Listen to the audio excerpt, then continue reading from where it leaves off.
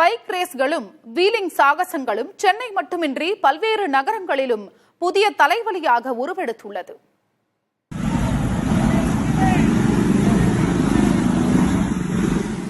சென்னை அண்ணா சாலையில் 20க்கும் அதிக பைக்குகளில் இளைஞர்கள் இரவில் சாகசம் செய்து வாகன ஓட்டிகளை அதிர வைத்த நிலையில் மதுரை தெற்கு வாசல் பகுதியில் 100க்கும் மேற்பட்ட இளைஞர்கள் ஒன்று கூடி வரிசையாக பைக் ரேஸ் மற்றும் சாகசங்களில் ஈடுபடுவது போன்ற வீடியோ சமூக வலைதளங்களில் வெளியாகி அதிர வைத்துள்ளது.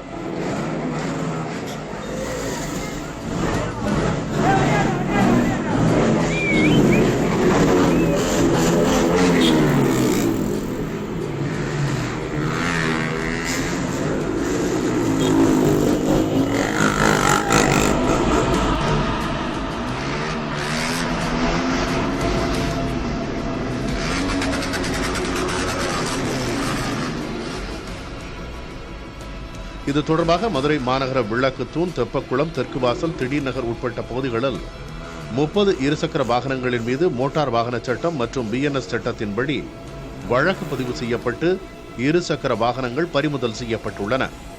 இவர்களுக்கு காவல்துறை மூலம் ஏற்கனவே அறிவுறுத்தல் கொடுக்கப்பட்டிருந்த நிலையில் மீண்டும் இதுபோன்ற செயலில் ஈடுபட்டுள்ளனர்.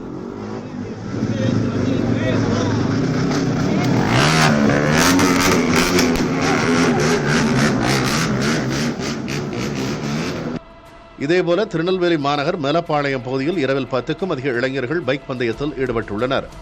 அதிக சப்தத்துடன் பைக் சாகசத்தில் ஈடுபட்ட இந்த இளைஞர்களை தெருநாய்கள் விரட்டி கடிக்க முயன்றன. இதனால் கோபமடைந்த இளைஞர்கள் கட்டை மற்றும் கம்பி போன்ற ஆயுதங்களால் நாயை அடித்து கொலை செய்துவிட்டு சென்றனர். இந்த CCTV காட்சிகள் வெளியான நிலையில் மேலப்பாளையம் காவல் நிலையத்தில் புகார் அளிக்கப்பட்டுள்ளது. புதிய தலைமுறைக்காக மதுரையிலிருந்து மணிகண்ட பிரபு, நெல்லையிலிருந்து மருது பாண்டி.